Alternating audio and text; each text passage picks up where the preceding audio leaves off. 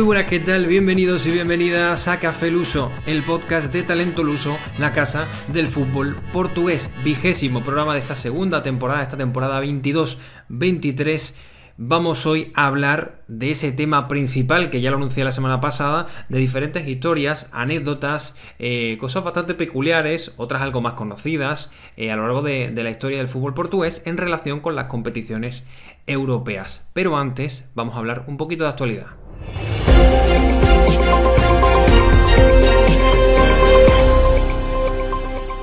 Vamos a empezar por el martes, porque el Benfica jugó y cayó ante el Inter por 0-2 en la ida de los cuartos de final de la UEFA Champions League. El equipo de Roger Smith llegaba con las bajas sensibles de Otamendi y de Alexander Ba y no dio la talla en un partido que no se libró de la polémica en torno a las decisiones arbitrales, sobre todo en torno a la polémica generada por el penalti que provocó el 0-2, obra de Lukaku. El Flamengo ha anunciado oficialmente la destitución del técnico portugués Vítor Pereira. Llegó el pasado mes de diciembre y no ha conseguido enderezar el rumbo del histórico club brasileño. El Mengão se ha puesto en contacto con Jorge Jesus para su vuelta al banquillo de la entidad rojinegra, pero tanto Pedro Sepúlveda como Abola han asegurado que terminará el técnico la actual temporada en el banquillo del Fenerbahce. Si el flamenco le espera hasta entonces, hasta que termine la temporada europea, pues todo hace parecer que habrá segunda parte de esa historia de amor. El miércoles el Sporting de Braga vapuleó al Nacional en la ida de la semifinal de la Taça de Portugal. Los de Artur Jorge consiguieron una manita en la chupana con doblete de Uros Rakic y también de Simon Banza, a los que se unió también el bueno de Pizzi. El cuadro arsenalista tiene los deberes hechos y afrontará el partido de vuelta con la tranquilidad de que solo una hecatombe histórica futbolística evitaría una nueva final copera para el conjunto de la ciudad, de la preciosa ciudad de Braga. Ayer jueves el Sporting Club de Portugal fue derrotado por la Juventus de Turín por la mínima. Los de Massimiliano Allegri se llevaron un partido que no solo mereció empatar al Sporting, sino que incluso pudo ganar perfectamente. La mejor noticia es que la eliminatoria está abierta y se decidirá en el estadio José Alvalade. Vamos con la última noticia antes de las recomendaciones de partidos de este fin de semana, esta semana próxima. Malas noticias para Portugal, se han confirmado precisamente después de esas derrotas de Benfica y de Sporting y de la victoria del Feyenoord ante la Roma. Ha habido un cambio de ligas en el ranking de la UEFA. La Eredivisie de Países Bajos sube a esa sexta posición que tiene la Liga Portuguesa y la Liga Portugal baja a la séptima posición. ¿Eso qué significa? Vamos a hablar. ¿Por qué?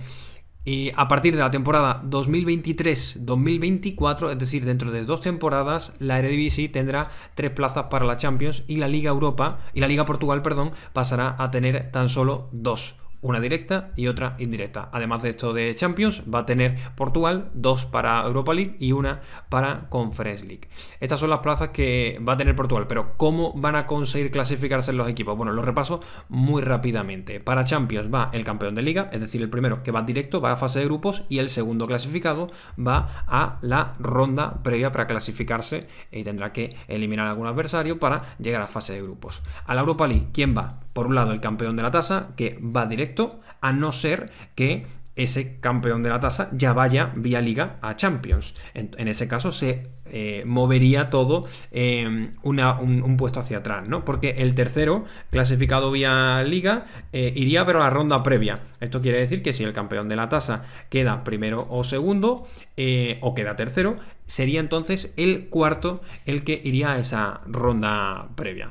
Y para Conference League sería en principio el cuarto clasificado el que iría a la Conference League, pero si por el tema de la Taça el campeón de la Taça queda entre los 3 primeros, por lo tanto se mueve toda una plaza, pues entonces iría el quinto a la UEFA Conference League. Bueno, ha habido un poquito de polémica y con esto termino el tema de las noticias. La polémica se ha generado a raíz de que, claro, se ha generado una nueva competición como es la Conference League y la puntuación en cuanto a los puntos para el coeficiente UEFA vale lo mismo ganar en Champions, en Europa League y en Conference. No existe ninguna diferencia en función del nivel de la competición. La verdad es que a priori parece algo bastante raro. Y terminamos con las recomendaciones de este fin de semana. Hoy mismo viernes el Famalicão recibe el Vitória de Guimarães, partidazo para ver si volvemos a ver una gran exhibición del español Iván Jaime, que se está saliendo y está generando una atención mediática brutal en Portugal. El sábado, Chaves Benfica y Porto Santa Clara. Hay que seguir la lucha por el título hasta que no haya opciones matemáticas. También el sábado tenemos fase de ascenso de la Liga 3, que la estamos siguiendo mucho en Talento Luso. San Joanense, Osbelenense por un lado y Amora Vilaverdense por el otro. Ya sé que es muy friki, pero al final son equipos, algunos de ellos, no todos, que el año que viene estarán en nuestra querida segunda liga. El domingo de esta misma fase de ascenso, Alberca Braga B y Leiria Felgueiras. Y en primera, el domingo, Braga Gil Vicente, partidazo, y sobre todo Sporting Arauca. Los dos, como digo, son partidazos, pero este segundo tiene alma, porque el Sporting está mal, o no del todo bien en Liga este año. El Arauca está siendo el gran equipo revelación junto a Casa Pia, pero sobre todo más el conjunto brequense. Y por último, la semana que viene tenemos la vuelta tanto de ese Inter Benfica como de ese Sporting Juve en Champions y Liga Europa respectivamente. Ahora sí, vamos con el tema principal de la semana. Bueno, pues vamos ya con el tema principal de la semana de este programa, esas historias, esas anécdotas de los equipos portugueses por Europa, en las competiciones europeas diferentes que ha habido a lo largo de la historia. Y precisamente con un poquito de historia vamos a comenzar y nos vamos a ir a los primeros años de la Copa de Europa a través de un audio que nos ha enviado el grandísimo Miguel Pereira. Si queréis conocer historias, por cierto, como esta, os recomiendo muchísimo su libro Noches Europeas, también en portugués. De hecho, yo lo tengo en portugués, Noites Europeias, es muy recomendable. Si además queréis practicar un poquito de portugués, pues mira, hacéis un 2x1, historia del fútbol portugués, una perfecta escritura de Miguel Pereira, que lleva ya varios libros. Os recomiendo seguirlo si por lo que sea alguien no lo conoce, y además pues eso, aprendes y practicas un poquito de portugués con su libro. Y ahora sí, directamente nos vamos a escuchar ese audio de esa historia que nos trae Miguel Pereira. Pues después de la primera edición inaugural de la Copa de Europa, donde los equipos que han participado han sido por invitación, y del éxito que tuvo la competición con el triunfo del Real Madrid, la UEFA empezó a ver cómo podía organizar el torneo en las siguientes ediciones. Y como todavía vivíamos en una Europa en construcción después de la Segunda Guerra Mundial, donde la comunicación no era tan sencilla y los viajes todavía eran cosa de pocos, al final se intentó buscar una forma de garantizar que los equipos no tenían sobrecostes con la participación en la competición, y a la vez se podía seguir estructurando el torneo desde las fases a eliminar desde un primer momento. Entonces la decisión de la UEFA a partir de la segunda edición, y esa decisión duró alrededor de 2 años, fue que la primera previa, la primera eliminatoria, digamos, entre los campeones de las ligas que participaban en la Copa de Europa fuera por geografía, para delimitar un poco los costes de los viajes y para garantizar una representación, digamos, en las siguientes rondas de equipos de todo el continente. Por lo tanto, los equipos del sur de Europa solían jugar con países vecinos, del norte de Europa, Escandinavia también, y del centro de Europa y los países del este que participaban también solían jugar la primera ronda entre sí. Por ese motivo, Portugal, que como único vecino con frontera terrestre tiene España, los primeros 2 años después de la edición inaugural fue forzada a jugar esa primera previa con el campeón español, y por ese motivo tanto el Porto como el Benfica tuvieron que jugar esa primera ronda con el Sevilla y con el Athletic Bilbao. Por entonces el nivel de fútbol español ya era superior al fútbol portugués, por supuesto, y por lo tanto los dos campeones portugueses cayeron en esa primera ronda, y solo a partir del cuarto año de vida de la competición, donde ya estaba un poco ya estructurada lo que iba a ser la Copa de Europa en los años siguientes, se volvió a abrir un sorteo puro entre los participantes, y en ese sentido ya Portugal volvió a poder disputar partidos entre su campeón y campeones de otras zonas del continente en la previa. Eso facilitó que a partir del sexto año el Benfica pudo llegar a 2 finales consecutivas, ganando la primera al Barcelona y la segunda al Real Madrid, y ya a partir de ahí empezar a convertirse en uno de los equipos más grandes de la historia de la Copa de Europa, llegando hasta finales del siglo XX como el segundo equipo con más finales disputadas, solamente por detrás del Real Madrid. vamos a hacer un salto temporal y nos vamos a volver al siglo XXI para seguir recordando historias de los equipos portugueses en competiciones europeas. Esta vez de la mano de José María Nolé, autor del primer libro de fútbol portugués en español. Lo recomiendo muchísimo. Yo ahora mismo lo tengo en proceso de lectura, estoy leyéndolo, así que pronto estoy seguro de que haremos algo con el bueno de José María, centrándonos ya concretamente en el libro, en las diferentes anécdotas, historias. Bueno, hay una gran cantidad de información en torno al fútbol portugués en ese libro, y sobre todo también vivencias del bueno de José María. Y precisamente de vivencias nos va a hablar en esta charla que tuve con él, que tuve a bien tenerla, porque no solo hablamos de, evidentemente, como digo, sus anécdotas, sino también, evidentemente, de historia del fútbol portugués, concretamente en competiciones europeas, y concretamente seguramente uno de los más grandes hitos del fútbol portugués a nivel europeo entre equipos portugueses. Seguro que le suena algo, así que doy paso ya a esa charla con el bueno de José María. Bueno, pues ya estamos con José María Nolé. José María, ¿qué tal? ¿Cómo estamos? Muy bien, buenas tardes, ¿tú qué tal? Muy bien, muy bien, muy bien. Con ganas de este programa en general, ¿no? Y concretamente de esta parte contigo, porque vamos a hablar de una temporada que fue especial para el fútbol portugués, de una edición como tal de la Liga Europa, como se le conoce en Portugal, de la Europa League, como se le suele conocer en el resto de países. Ahí yo no sé si José María había ya cambiado la denominación o no de la Copa de la UEFA. Yo creo que sí, ¿no? Fue de las primeras, ¿no? Yo creo que sí, que era Europa League ya. Sí. Yo creo que fue la segunda, porque creo que la anterior que la Atlético de Madrid, si no me equivoco, fue la primera. No sé si estoy equivocado o no, pero creo que por ahí. En fin, vamos a hablar de una temporada que fue un poco especial. Para ti, muy especial. Para mí fue un poco especial porque ya empezaba yo, lo hablábamos justo hace un minuto, fuera de micro. Yo tenía unos 15 años por ahí, que es la edad en la que empiezas a disfrutar del fútbol de una manera un poco diferente. Y tú, si tenías algún año más, José María, de hecho, estuviste por ahí en algún que otro partido, que sé que me vas a contar.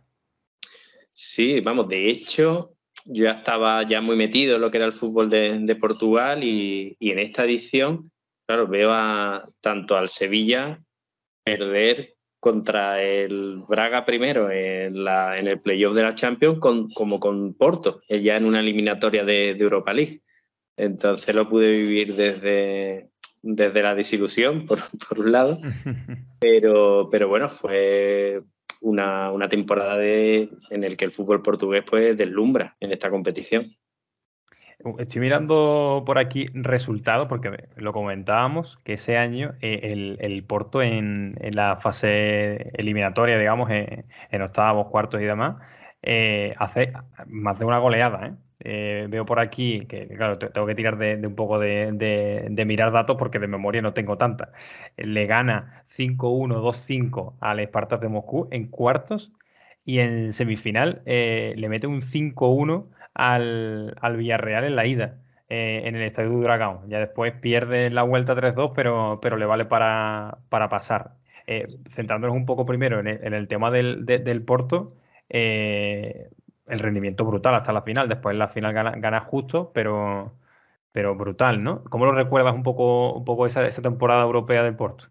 Bueno, este Porto de Vilas-Boas era una bomba, o sea, realmente era un equipo increíble. O sea, yo creo que no tenía puntos bajos, porque creo que a lo mejor el jugador más puesto en cuestión del equipo era el portero Helton, pero bueno, la verdad que para mí sí, siempre fue un portero que me interesó. El suplente era Beto, que jugaba bastante. Beto en esta época pues iba a la selección.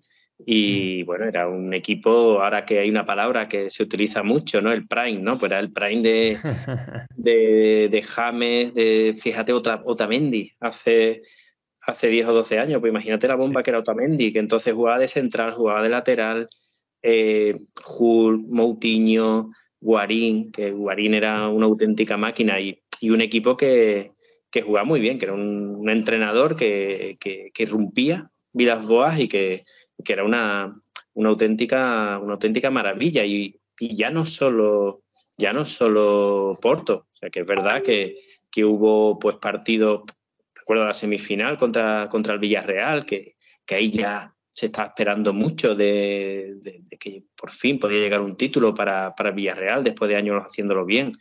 Pero por ejemplo, el Benfica pues también llega a semifinales de la competición. Había eliminado previamente al Paris Saint-Germain, eliminó, creo que también el Braga eliminó al Liverpool, por ejemplo. O sea, que realmente fue una actuación en la que sobresale Porto, que estoy aquí consultando, que Falcao marca 17 goles en la competición, que es una auténtica barbaridad, pero en la que Benfica y Braga están también a un nivel alto. Y una cuestión, porque estamos hablando del plano deportivo, ahora seguimos, pero en el plano personal, ¿tuviste por ahí una anécdota en ese partido, ¿no?, de la fase previa de Champions contra el Sevilla, ¿no? Sí, yo estaba rezando porque jugara un equipo portugués contra el Sevilla para la eliminatoria de las Champions y bueno, tuvimos suerte porque fue Braga y organicé el viaje para ver el partido y bueno, estuvimos 5 días creo que en Braga. Queríamos hacer las cosas con tiempo y bueno, ir a lo típico, las ruedas de prensa previas, los entrenamientos. Y nada, y la verdad que estando allí lo primero que nos pilló fue un incendio forestal que había en la zona, pero increíble. O sea, desde nuestro hotel se veían las llamas. O sea, recuerdo, bueno, una preocupación. O sea, estaba todo el mundo muy, muy asustado porque realmente, sobre todo por la tarde y por la noche, se veían las llamas acercarse a la ciudad. Que eso fue la primera cuestión. Luego, estando allí, pues claro, la que era por entonces mi novia, que ahora es mi mujer, pues me avisó que se iba a hacer un test de embarazo, que estaba con unas sensaciones, que no podía esperar a que volviera, total, que yo me enteré que Marga estaba embarazada de Paula estando yo en Braga. O sea, es verdad que yendo tanto a Portugal, pues es normal que pasen estas cosas estando en Portugal, ¿no?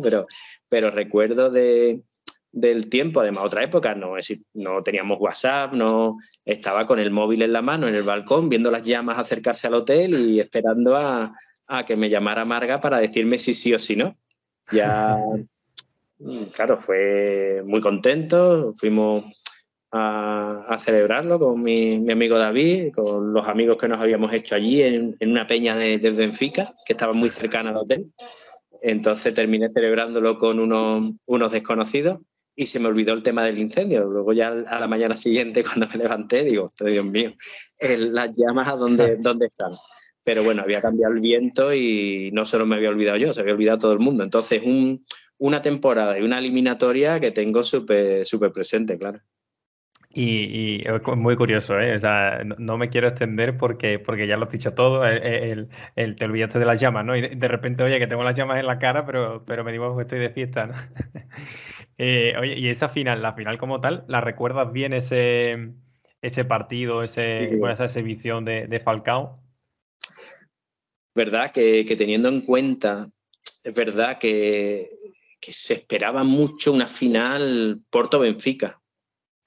Creo que era un momento que se esperaba, pero bueno, Braga fue justo ganador. Era un Benfica muy, muy errático, un Benfica que lo pasó muy mal en la temporada, que en Portugal pues bueno, había quedado muy, muy atrás del Porto. En la semifinal, pues bueno, en la ida ganó 2-1. Todavía mantenía cierto favoritismo, pero la vuelta, pues bueno, fue un 1-0, que en ese momento, pues el valor doble de los goles marcados fuera de casa, pues fue decisivo. Y realmente, pues bueno, fue un Braga que supo jugarle muy bien a Benfica. Marcó pronto, Custodio, un histórico en el club. Y bueno, quedó el tema muy, muy claro. Fue una temporada, como digo, muy difícil en la que Roberto Jiménez, el guardameta español, pues bueno, fue un triste protagonista de lo que fue el Benfica esa temporada, que básicamente, volviendo otra vez a ese verano, ¿no?, tan especial, pues todavía en verano prácticamente Benfica estaba fuera de la lucha por la Liga. Ya perdió muchos partidos en el primer mes de competición, el portero estaba muy señalado y bueno, aún así, pues el equipo consiguió llegar a semifinales. En la otra semifinal, pues Porto barrió a Villarreal y parecía que iba a ser una final algo descompensada por cómo llevaban los dos equipos, por el éxito del Porto, pero bueno, fue una final muy, muy final, ¿no? Un partido con pocas ocasiones en las que Braga realmente no tuvo muchas opciones de verse ganador. Y bueno, un gol de Falcao casi en el descanso. Y si revisamos, ¿no? Pues los hombres que tanto jugaban en un equipo como en otro, pues bueno, increíble. Fue también la época de esplendor de Domingos Paciencia como entrenador, un técnico que luego fue a Sporting, pero que finalmente pues no terminó cuajando como técnico en Portugal, pese a las opciones que tuvo. Y bueno, dos equipos pues muy, muy, muy interesantes. Bueno, José María, pues esta sí es una de las anécdotas dentro de las que vamos a contar en este programa, que muchos de los oyentes sí que se acordarán, evidentemente. De hecho, seguro que la vivieron, la vieron y la vivieron. Esta final, por cierto, fue jugada en Irlanda o Escocia, ¿no fue? ¿En Reino Unido? Sí, en Dublín, ¿no? ¿Puede ser? En Dublín, sí, es cierto, sí. Y bueno, pues una de ellas que sí, ¿no? Y aquí hay muchos nombres de los que todos sabemos, nos acordamos, y de hecho algunos que todavía están en activo. Por ejemplo, Falcao, ¿no? Que sigue jugando, de hecho, aquí en España. José María, muchísimas gracias por acercarme esa parte deportiva y esa parte extradeportiva, que evidentemente tiene vinculación hasta hoy y hasta el fin de tus días con el nacimiento, unos meses después, por supuesto, de tu primera hija. José María, muchísimas gracias. Nada, un saludo y un abrazo. En esa edición 2010-2011 de la Europa League, de la Liga Europa, estuvo hasta las semifinales, como ya hemos repasado, el Benfica, el club del que precisamente vamos a hablar en la siguiente historia, y lo vamos a hacer a través de una charla con nuestro benfiquista de cabecera, el gran Ricardo Cataluna, con el que he tenido una muy buena charla en la que me cuenta una historia que yo no conocía y que es bastante peculiar, porque une a un club histórico en Portugal como es el Sport Lisboa Benfica, y un club histórico, aunque a día de hoy pues evidentemente ya no es lo que fue en su momento, el grande Torino. Bueno, pues ya estoy con Ricardo Cataluna. Ricardo, ¿qué tal? ¿Cómo estás? Hola, ¿qué tal, Pablo? Es un gusto volver aquí a Talento Luce para hablar en este caso de un poco de la historia del Benfica. Vamos a hablar de historia del Benfica y de otro club, en este caso extranjero, porque se acabaron uniendo, ¿no? De manera un poco simbólica, pero bueno, con un legado importante ahí. Y el grande Torino, un club, bueno, en este caso no solo el club, sino el equipo en cuestión, que desgraciadamente recordado. Bueno, yo creo que todo el mundo, hasta los más jóvenes futboleros hoy, las jóvenes futboleras de hoy día, conocen, o por lo menos les suena, el equipo que fue el grande de Torino. Fue por los años 30, 40, no 40. sé si me por los 40, ¿verdad? Cuéntame un poco, porque hay una vinculación con el fútbol portugués y concretamente con el Benfica. Exactamente. Esta vinculación empezó en el principio del año 49 en un partido entre Portugal e Italia, un partido que se disputó en Génova, en Italia. Fue un partido que terminó con una victoria del equipo italiano por 4-1, pero fue un partido muy disputado, a pesar de ese resultado no muy igualado, y fue en ese partido que nació una amistad entre Mazzola, que era el crack, el capitán de ese Torino, de ese equipo tricampeón de Italia en ese momento, y el capitán de la selección portuguesa, que también era capitán del Benfica, que se llamaba Francisco Ferreira. Y entonces, en ese partido surgió una invitación. Francisco Ferreira invitó a Mazzola para que el Torino jugara en Portugal frente al Benfica en un amistoso que sería como que un homenaje a Francisco Ferreira, el capitán del Benfica. Y hay que tener en cuenta que ese equipo del Torino se consideraba en ese momento no solamente el mejor equipo en Italia, como era, por ejemplo, con el FC Barcelona, eran los mejores equipos en Europa, claramente. Y entonces, cuando el Torino vino a jugar en Portugal, pues eso fue en el principio de mayo del mismo año, el 3 de mayo creo, 2 o 3 de mayo, fue una sensación porque era el gran Torino, el gran equipo europeo que visitaba un fútbol portugués que todavía no era profesional y que estaba dando un poco sus primeros pasos, que era muy dominado por el Sporting Clube Portugal, por ese equipo de los 5 violinos, pero el Benfica, en la antecámara de lo que sería el Benfica de los años 60, empieza a surgir ahí.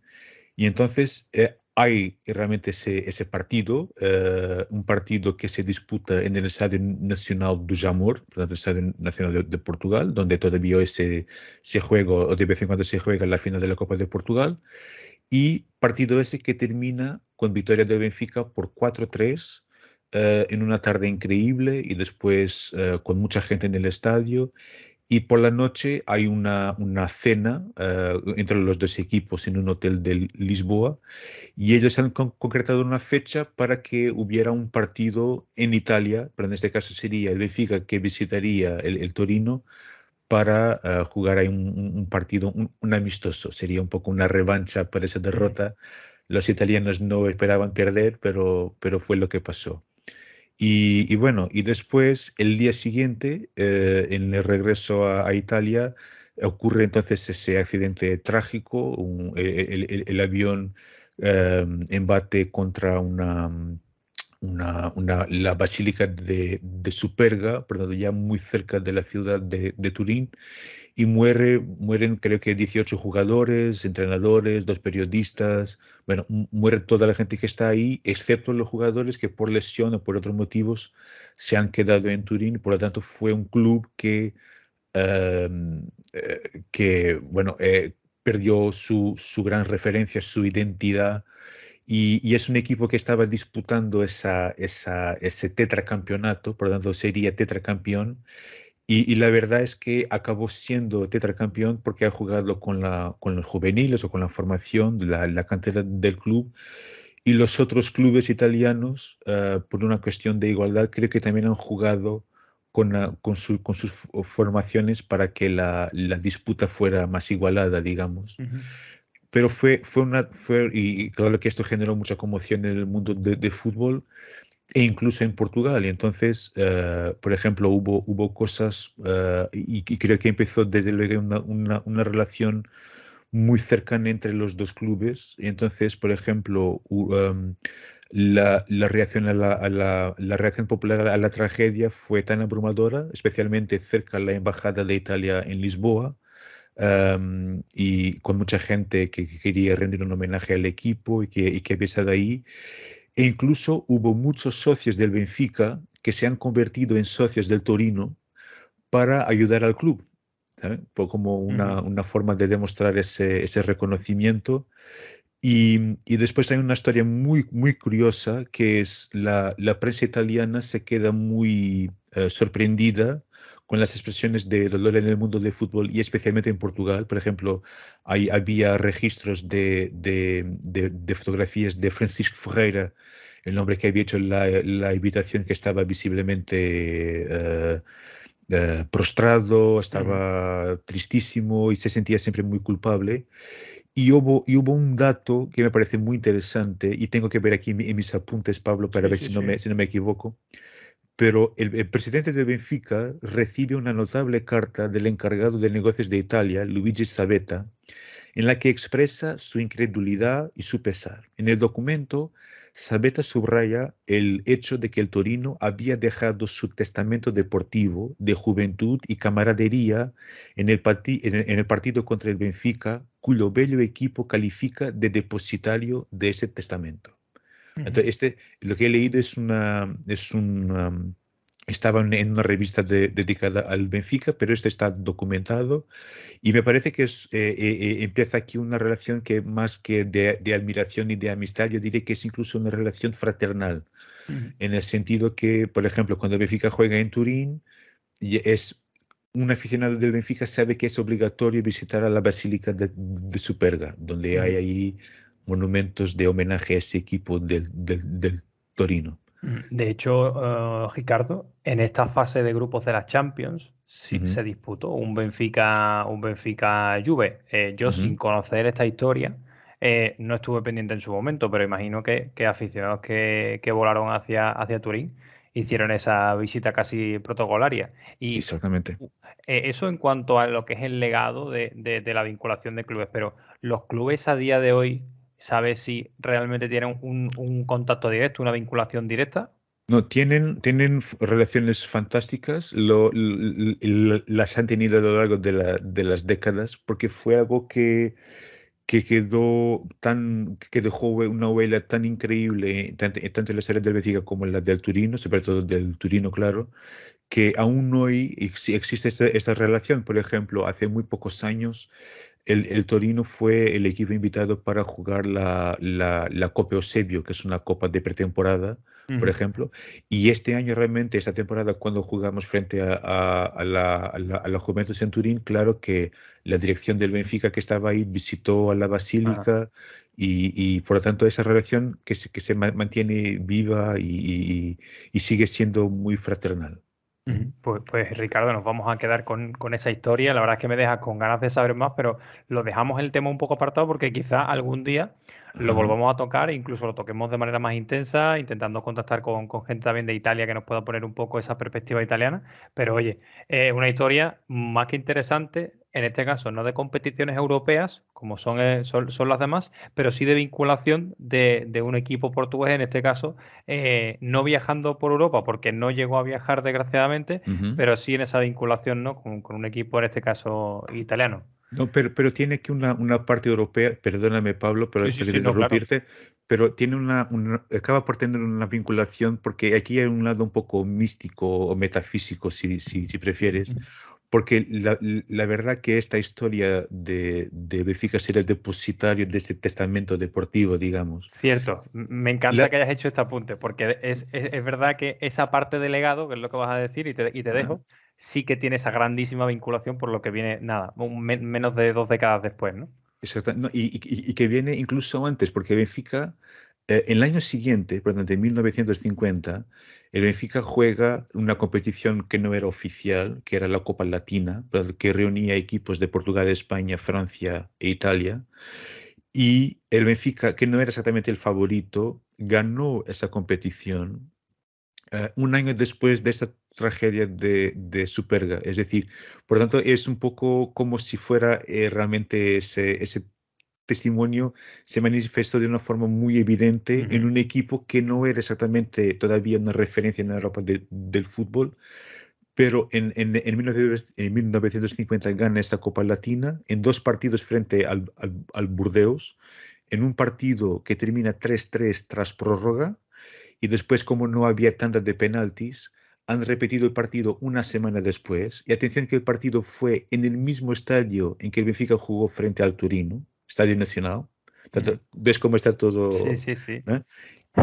Y después el Benfica empata 1-1 igual, hacen una prórroga de media hora, hacen una prórroga de 10 minutos más y hacen una otra prórroga de 10 minutos más, y solo cuando el Benfica marca el 2-1 al minuto 149, imagínate, es cuando el Benfica gana la Copa Latina.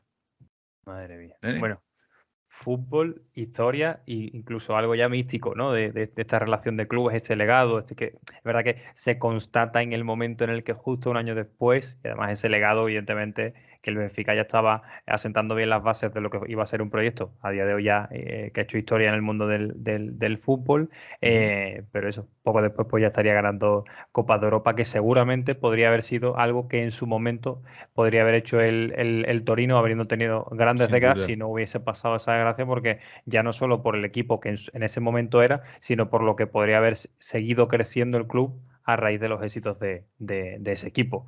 Absolutamente. Y es Ricardo. un equipo, perdona Pablo, ese Sí. Torino nunca es siempre oportuno rendirle homenaje, porque no solamente sería tetracampeón de Italia, como lo acabó por ser, ganaría probablemente la Copa Latina y era la base de la selección italiana, que era una de las favoritas en el Mundial de 1950 y que no se concretó para Italia, claro, Claro. pero era un grandísimo equipo, un grandísimo equipo. pues nos vamos a quedar con esa grandísima anécdota. Una anécdota es algo mucho más pequeño, ¿no? Esta historia que nos has contado, Ricardo, y Perdón, el tiempo. No, nada de tiempo. O sea, al final el tiempo que haga falta utilizar, porque realmente es una historia que merece la pena y sobre todo que hay que conocerla, que a la que te guste un poco el fútbol portugués y quien escuche esto seguro que le interesa el fútbol portugués, hay que conocerla. La verdad, esa vinculación yo no la conocía y mira, me has abierto las puertas de un nuevo conocimiento y Ricardo, no me queda otra cosa que darte las gracias, Ricardo. Hombre, a ti por la invitación, un placer como siempre. Gracias. Y vamos a terminar con una historia que traigo yo mismo, y es que hace un tiempo andaba por ahí por internet leyendo la historia de varios clubes de Portugal y me encontré con este hecho que os voy a contar, que la verdad es que lo desconocía y me sorprendió y me gustó bastante. Esta historia une a uno de los clubes más populares de Portugal, su mejor etapa histórica y un futbolista que años después se ganaría el Balón de Oro. Hablamos del Salgueiro de los años 90 y de Zinedine Zidane. El Sport Comercio y Salgueiros es uno de los equipos con mayor masa de adeptos de toda Portugal. La temporada 2001-2002 fue la última en la que participó en la Primeira Liga, pero a ese descenso le precedieron unos 10-12 años fantásticos. De esa época me voy a detener en dos momentos icónicos. El primero de ellos tiene que ver con su primera y única participación europea y por eso lo traigo aquí. En la temporada 90-91 quedó quinto en la Liga Portugal, en la primera división del fútbol portugués, y consiguió billete europeo. El azar quiso que el rival del Salgueiros en la primera ronda clasificatoria de la Copa de la UEFA fuera el Cannes de Francia, de un jovencísimo Zinedine Zidane, que por aquel entonces aún portaba un dorsal pues nada conocido para él, ¿no? Llevaba el dorsal 11 en la espalda. La eliminatoria estuvo realmente igualada. La ida se jugó en el estadio Dubesa, en la ciudad de Oporto, pero en el estadio Dubesa, en el campo del Boavista, y se la llevó el Salgueiros por la mínima con gol de Jorge Plácido. La vuelta en Francia fue para el Cannes, también por la mínima, y el conjunto galo consiguió el pase en la tanda de penalti. Un detalle, por cierto, fuera de lo que fue el partido, es que en aquella plantilla del Salgueiros estaba un jovencísimo de 19 años llamado Ricardo Sapinto, que después evidentemente hizo historia en el fútbol portugués y será recordado por décadas y décadas. Eso sí, Ricardo Sapinto no solo no tuvo minutos, sino que no llegó a debutar en el primer equipo del Salgueiros hasta la temporada siguiente, hasta la 92-93. Más allá de esta mítica eliminatoria europea, que era la excusa para hablaros del Salgueiros, más de una vez ya he hablado del Salgueiros en este podcast y en este proyecto de Talento Luso. Esta historia del Salgueiros, que hay otra que tiene otro punto álgido, ¿no? En esta racha de buenos años en los 90, ¿no? Y es que ya en clave nacional hablamos de la temporada 96-97 en la que estuvo a punto de volver a conseguir clasificarse para competiciones europeas. Se quedó a las puertas después de fallar, ojo, un penalti decisivísimo en el último minuto de la última jornada liguera en Faro ante el Farense. Pero este casi conseguir ese objetivo no es tanto lo mítico, sino que fueron las victorias que consiguió el Salgueiros en el Estadio das Antas por 1-2 ante el Porto. El Estadio das Antas, estadio del Porto antes de la creación del Estadio do Dragão, y ganó también en el Estadio da Luz por 3-4 al Benfica. Dos victorias que, además de evidentemente todo lo que significa, la podemos meter en una racha de resultados positivos. En 9 partidos consiguió 8 victorias. De esas 8, pues 2 fueron ante Porto y Benfica, y no solo ante Porto y Benfica, sino en el estadio de dos de los clubes más grandes de la historia del fútbol portugués. Así que, oye, el Salgueiro es de los pocos equipos, de los pocos clubes en la historia del fútbol portugués que puede presumir de, en una misma temporada, ganar a Porto y Benfica en sus respectivos estadios. Este curso, por cierto, esta temporada fue la mejor, y sigue siendo evidentemente la mejor de la historia para el Salgueiros en términos ligueros, con un acumulado de 52 puntos. En la temporada 2001-2002 consumó su descenso a segunda y desde entonces no ha vuelto a llegar al primer escalón del fútbol portugués. Tuvo muchos problemas después de ese descenso. En 2004 empezaron unos problemas a nivel financiero muy grandes, y de hecho se tuvo que refundar en 2008 varios años estuvo sin poder usar el escudo, sin poder usar de hecho el nombre, se llamaba Salgueiros 08 por ese año de refundación, y después, creo que fue en 2011 si no me equivoco, cumpliendo aniversario, se celebró esa vuelta a poder utilizar el nombre, a poder utilizar el escudo, la camiseta, en fin, todo lo que al final convierte a este club en algo diferente, ¿no? Actualmente, por cierto, está en Campeonato de Portugal, es decir, la 4ª categoría del fútbol portugués, y está peleando por ascender a la nueva Liga 3. Estaremos muy pendientes, por cierto, de nuestro ya querido Salgueiros. Y esta es la historia que quería traeros, porque, oye, hay fútbol europeo, hay un equipo mítico, histórico del fútbol portugués, y también hay, bueno, pues ese poquito de actualidad del infrafútbol portugués. Así que nada más, este ha sido el programa de esta semana. Espero que les haya gustado, alejando un poco la actualidad más allá de esa primera sección de noticias del inicio del programa, y centrándonos en pequeñas historias, algunas pues de hace muchísimos años, otras más recientes, como esa final de la Liga Europa, de la Europa League en el año 2011 entre Porto y Braga. Y bueno, son pequeñas historias. Todo lo que queráis sumar, bienvenido es siempre, tanto en el correo electrónico talentolusopodcast@gmail.com, como evidentemente en nuestra cuenta de Twitter y de Instagram también. Pueden apoyar este proyecto con ese tipo de mensajes en forma de audio o en forma de texto, como quieran. En fin, señores, señoras, amantes de esta familia lusa que formamos, nos escuchamos la semana que viene.